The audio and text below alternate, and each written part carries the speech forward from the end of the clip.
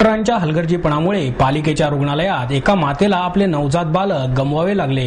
कमला नेहरू रुग्णालयातील शिकाऊ डॉक्टरमुळे ललिता फुलावळे यांच्यावर रुग्णालयाच्या वरांड्यातच प्रसूत होण्याची वेळ आली। यात त्यांच्या नवजात अर्भकाचे निधन झाले। 23 एप्रिल रोजी फुलावळे बाळंतपणासाठी कमला नेहरू रुग्णालयात आल्या होत्या, पण रात्री 8:30च्या सुमारास डॉक्टर दयानंद पवार या शिकाऊ डॉक्टरने प्रसूतीला आणखी वेळ असल्याचे सांगून त्यांना पुन्हा घरी पाठवून दिले। त्रास वाढल्यामुळे फुलावळे पहाटे 2 वाजण्याच्या सुमारास परत दवाखान्यात आल्या, पण वरांड्यातच त्या प्रसूत झाल्या। सुमारे 5 ते 10 मिनिटांनी दोघांनाही दवाखान्यातच उपचारासाठी नेण्यात आले। बाळाचा संसर्गामुळे मृत्यू झाला अशी माहिती 2 तासांनी डॉक्टरांनी फुलावळे यांच्या नातेवाईकांना दिली। शिकाऊ डॉक्टर आणि रुग्णालयाच्या हलगर्जीपणामुळेच बाळाचा मृत्यू झाला असा आरोप ललिता फुलावळे यांचे पती सहदेव फुलावळे यांनी केला आहे। पद्मावती येथे राहणाऱ्या ललिता फुलावळे यांना 4 वर्षांचा मुलगा आणि 2 वर्षांची मुलगी आहे। तिसऱ्यांदा बाळंतपणासाठी त्या कमला नेहरू रुग्णालयात उपचार घेत होत्या। फुलावळे पती पत्नी मोलमजुरी करतात। सहदेव फुलावळे म्हणाले, काल सकाळी 11:30च्या सुमारास पत्नीच्या पोटात दुखत असल्यामुळे ती दवाखान्यात आली होती। एका महिला डॉक्टरने तिची तपासणी केली आणि तिला प्रसूतीगृहात नेले। थोड्या वेळाने ती महिला डॉक्टर निघून गेली। डॉक्टर दयानंद पवार या शिकाऊ डॉक्टरने पत्नीची तपासणी करून प्रसूतीला आणखीन वेळ आहे, आता घरी जा असे सांगितले। रात्री 8:30 वाजता ललिता बसने प्रवास करून घरी आली, पण पोटदुखी थांबतच नव्हती। रात्री जास्त त्रास झाल्यामुळे पत्नीला पहाटे 2 वाजता पुन्हा दवाखान्यात आणले। दवाखान्याच्या आवारात प्रवेश करताच वरांड्यातच बाळाचा जन्म झाला। तिथे उपस्थित असलेल्या चौकीदाराने आणि परिचारिकेने ललिताला आणि बाळाला उपचारासाठी आत नेले। 2-2.5 तासानंतर बाळ दगावल्याची माहिती आम्हाला देण्यात आली। सहदेव रघुनाथ फुलवळे माझ्या मंडळीचं नाव या दवाखान्यात दाखल केलं होतं। तर स्टेटमेंट सगळे चालू होते, रिपोर्ट काय 4-8 दिवसाला बोलवल ते आम्ही करायचो। तर काल सकाळी त्यांना 11 वाजता 12 वाजता आम्ही इथं आणले। म्हणजे माझी आई, ती मुलगी नाही का, म्हणजे माझ्या मंडळीने ते इथं आलते। तर काल ते दिवसभर होते, आम्ही कामावर होतो, घरी 2 लहान मुलं दुसरे म्हणून घरी होतो। आम्ही कामावरून घरी आलो तर आम्ही फक्त फोनवर विचारायचो काय झालं म्हणून। तर यांनी दिवसभर म्हणे तपासण्या करून संध्याकाळी 6:30 वाजता फोन केला, तेव्हा म्हणले आम्हाला ऍडमिट केलेले। आम्ही ऍडमिट केलं म्हणले आणि परत नंतर 1-1.5 तासांनी फोन केला तर म्हणले यांनी आम्हाला परत डिस्चार्ज दिला, म्हणजे सोडून दिलं की जास्त त्रास व्हायला लागल्यानंतर तुम्ही या। तर मग त्यांना 8:30-9 इथं बसमध्ये बसायला वाटल्यात, 9:30 पावणे जागा पद्मावतीला जायला लागल्या। मग तिथपर्यंत बसमध्ये तर तिला त्रास झाला, त्रास इथंच होत होता। तिने डॉक्टरला सांगितलं होतं, तर डॉक्टर तिला आडवं बोलला की जास्त त्रास झाल्यानंतर या, अजून तुम्हाला टाइम आहे। मग तिथनं रिक्षातनं घरी नेलं आणि परत मग दुसरा रिक्षा बघूस तर ते बाकीचा आवरूस तर इथं आणूस तर ते पुढची डिलिव्हरी रस्त्यातच इथं झाली। आणि ते बाळ जन्मलं ना त्यावेळेस मेलेलं होतं का जिवंत होतं हे कोणाला बघायला भेटलं नाही। बाळ आतमध्ये घेऊन गेल्यानंतर 2 तास आम्हाला आतमध्ये येऊ दिलं नाही त्यांनी। आणि ज्यावेळेस आम्ही विचारायचो काय झालं ते म्हणले बाळाचे डॉक्टर येतात। तर 2-3 जण आले होते, 2-3 आल्यानंतर त्यांनी काय बघितलं का नाही आम्हाला नाही माहिती। 2 तासांनी आम्हाला बोलवलं आणि म्हणले जरा बसा आणि हे बाळ गेलेलं आहे म्हणून, आमकं पॉइझन झालं हे झालं असं करून त्यांनी म्हटलं। त्यानंतर परत मग ते मेन डॉक्टरला बोलवा म्हणलं, तुम्ही कुठल्या डॉक्टरने जे पाठवलं ते सिस्टर म्हणलं तुम्ही बोलवा। तर ते काय बोलवा ना, मग ते कुठले मेन डॉक्टर त्यांचं नाव नाही मला सांगतात। मग त्यांना बोलवलं तर ते काय आले नाही। आम्ही 2:30-3 वाजेपर्यंत इथं गेटवर बसलो 3-4 जण बाहेर रोडला। मग वॉचमॅन म्हणायच्या आतमध्ये या, तर मग आम्ही आलो नाही, त्याच्यामुळे मग ते डॉक्टर रात्री इथं आले। नंतर आम्हाला 2 तास परत आतमध्ये बसवले। हा ते म्हणले तुम्ही सगळं कागदपत्र द्या आणि ते नाही का सह्या बिया करा त्याच्यावर की ते मेलेलं बा तुमच्या ताब्यात घ्या म्हणून। ते आम्ही सकाळपर्यंत घेतलं नव्हतं 10-10:30 वाजेपर्यंत। रुग्णालयाचे प्रमुख डॉक्टर फ्रान्सिस यांच्याशी संपर्क साधला असता त्यांनी काहीही बोलण्यास नकार दिला। दरम्यान डॉक्टर पवार या शिकाऊ डॉक्टरला पालिकेच्या आरोग्य विभागाच्या वतीने कारणे दाखवा नोटीस बजावण्यात आली आहे। डॉक्टर पवार पोस्ट ग्रॅज्युएट असून त्याच्याकडून हा हलगर्जीपणाबद्दल त्याला नोटीस पाठवण्यात आली आहे। ललिता शाजी फुलावळे या रुग्णा काल उपचारासाठी या ठिकाणी कमला नेहरू हॉस्पिटलमध्ये आल्या होत्या।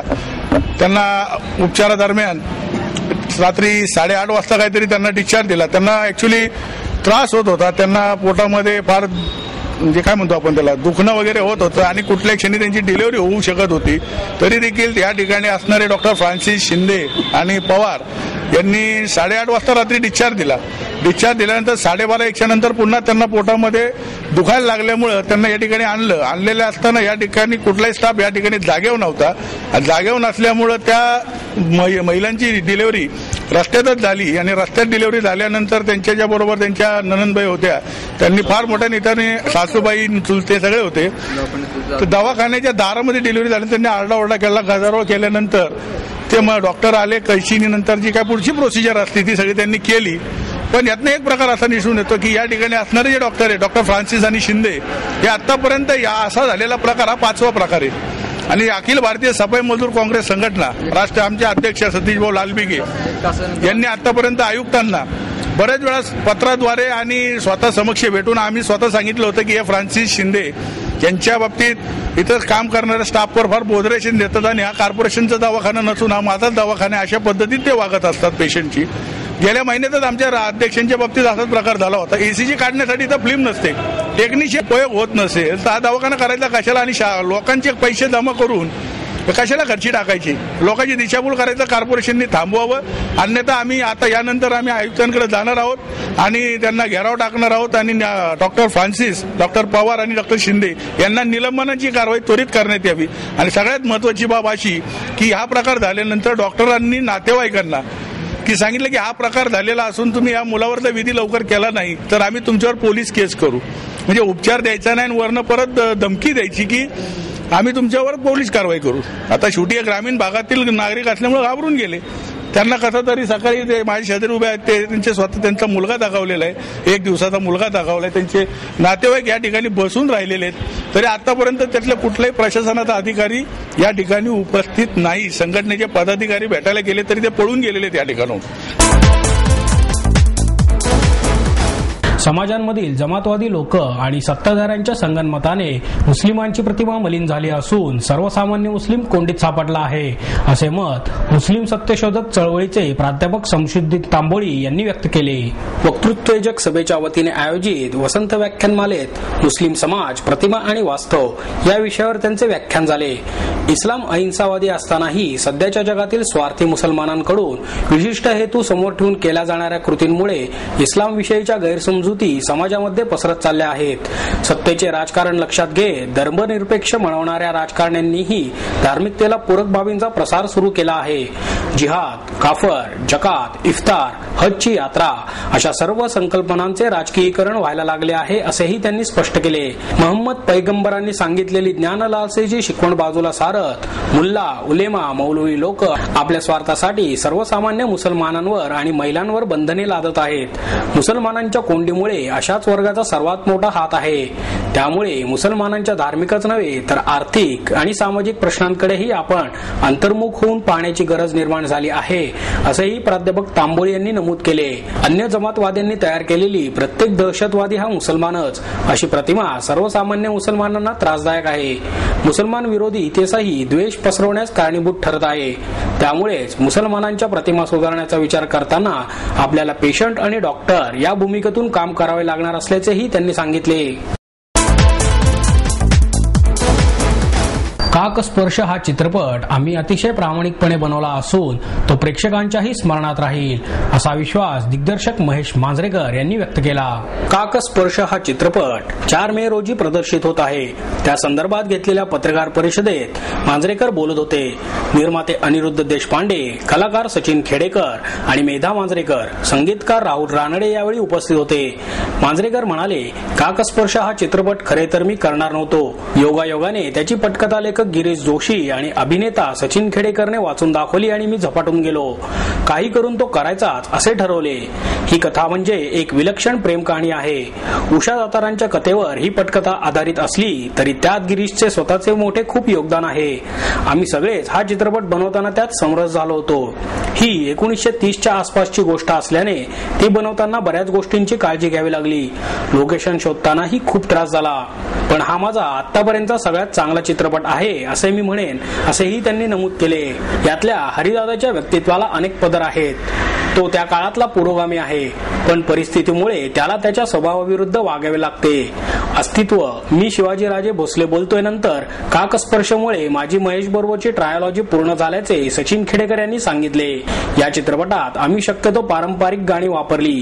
जिथे शक्य नव्हते तेथे सोप्या आशयगर्भ शब्दांची गाणी लिहून घेतली. त्यांना तशाच सोप्या चाली देणे हे काम कठीण असल्याचे संगीतकार राहुल रानडे यांनी सांगितले.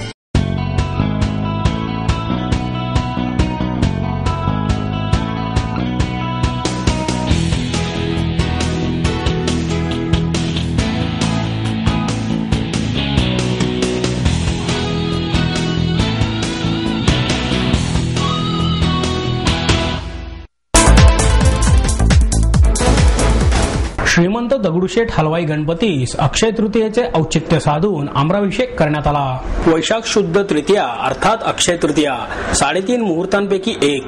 धर्मशास्त्रानुसार अनन्य साधारण महत्व असलेली ही तृतीया महर्षी व्यासांनी उच्चारलेले महाभारताच्या वर्णनाचे शब्दबद्ध लेखन करण्याचा श्री गणेशाने निवडलेला दिवसही अक्षय तृतीयाच.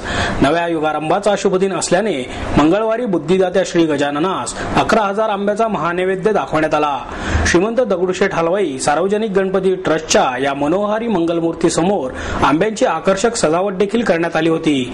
बाप्पांना देसाई बंधू आंबेवाले यांच्या वतीने आंब्याचा महानैवेद्य दाखवला. मंदिरात, गाभाऱ्यात, मूर्तीजवळ तसेच मंदिराच्या प्रवेशद्वारासमोरही आंब्याच्या झाडांच्या प्रतिकृती आणि त्याला आलेले आंबे भाविकांचे लक्ष वेधून घेत होते. प्रातःकाली मंगलमय समयी श्रींना शिल्पा पुंटांबेकर यांनी स्वराभिषेक अर्पण केला. तर 7:30 वाजता पिंपरी चिंचवड महापालिका स्थायी समितीचे अध्यक्ष जगदीश शेट्टी, परिमंडल 1 चे उपायुक्त ज्ञानेश्वर फडतरे यांच्या हस्ते श्रींची आरती करण्यात आली. मंदार देसाई यांच्या हस्ते गणेश याग केला. वेदमूर्ती नटराज शास्त्री आणि 11 ब्रह्मवृंदांनी पौरोहित्य केले. दिनमार्क पब्लिकेशन प्रस्तुत मानवाधिकार चळवळ या पुस्तकाचे प्रकाशन माजी न्यायमूर्ती बी.जी. कोळसे पाटील यांच्या हस्ते करण्यात आले. नीतू मांडके सभागृहात झालेल्या या कार्यक्रमास लेखक डॉक्टर धनंजय खैर, डॉक्टर शिवाजी ठोंबरे, प्रकाशक दिनकर शिलेदार, डॉक्टर राहुल शिलेदार उपस्थित होते. कोळसे पाटील म्हणाले, मानवाधिकार चळवळीचा विस्तार जसा वाढत चालला आहे तसे मानवाधिकारांचे उल्लंघनही मोठ्या प्रमाणात होऊ लागले आहे. हे उल्लंघन थांबवले पाहिजे. सार्वभौमत्व, समाजवाद, धर्मनिरपेक्षता, लोकशाही या घटनेच्या 4 खांबाची मोडतोड झाली आहे. गरिबांवर अन्याय होत असून हे मानवाधिकार कायद्याचे उल्लंघन आहे. समाज कृतीतून बदलत जातो. मी आणि तू असा विचार मनात आणता कामा नये असे कोळसे पाटील यांनी सांगितले. मानवाच्यासाठी मानवाधिकार कायद्याची निर्मिती झाली आहे. दीनदलितांसाठी हा कायदा तयार झालेला आहे असे मत डॉक्टर धनंजय खैर यांनी व्यक्त केले. नात्यांच्या कंगोऱ्यावर भाष्य करणारे आणि युवा पिढीला भावलेले नवागडी नवराज्य हे नाटक आता रुपेरी पडद्यावर लवकरच झळकणार आहे. नाटकात प्रमुख भूमिकेत असणारी अभिनेत्री प्रिया बापट आणि उमेश कामत हेच या चित्रपटात आहेत. या पहिल्याच चित्रपटाच्या माध्यमातून दाजी काका गाडगीळ डेव्हलपर्सच्या 24 कॅरेट एंटरटेनमेंटने प्रोडक्शनमध्ये पदार्पण केले आहे. 24 कॅरेट एंटरटेनमेंट आणि प्रतिसाद प्रोडक्शनच्या वतीने नवागडी नवराज्य हे नाटक चित्रपटाच्या रूपाने आणले आहे. अभिनेत्री वंदना गुप्ते, सिद्धार्थ जाधव, सई तामणकर हे महत्वाच्या भूमिकेत आहेत. नाटक आणि चित्रपट ही माध्यमे वेगळी आहेत, पण नाटक छान असल्यामुळे मी आणि उमेशने ते एन्जॉय केले असे सांगून प्रिया बापट म्हणाल्या, माझ्या पतीबरोबरच मला पहिला चित्रपट करायला मिळतो हे भाग्य आहे. दिवाळीत हा चित्रपट प्रदर्शित होणार आहे. 4 महिन्यांपूर्वी लग्न झालेल्या जोडप्याची ही कथा असून त्यांचे अरेंज मॅरेज आहे. आता ते एकमेकांच्या व्यक्तिमत्वातील विविध छटा आणि स्वभाव वैशिष्ट्ये समजून घेऊ लागतात. काही वेळा उत्कंठावर्धक तर काही वेळा निराशाजनक असे नात्यांचे कंगोरे यातून उलगडणार आहेत. या चित्रपटाची गाणी क्षितिज पटवर्धन यांनी लिहिलेली आहेत. सौरभ गाडगीळ म्हणाले, नवागडी नवराज्य नाटकाचे 300हून अधिक प्रयोग झाल्यानंतरही हे नाटक पुन्हा पाहावेसे वाटते. त्यामुळेच हा चित्रपट करायचे ठरवले. 24 कॅरेट एंटरटेनमेंट आणि प्रतिसाद प्रोडक्शन यापुढेही चित्रपट, टीव्ही कार्यक्रम, साऊंड रेकॉर्डिंग सारखे उपक्रम राबवणार आहेत. दिग्दर्शक समीर विद्वंस, लेखक क्षितिज पटवर्धन, प्रतिसाद कम्युनिकेशनचे संचालक अभिजित जोग यांनी ही मनोगत व्यक्त केली.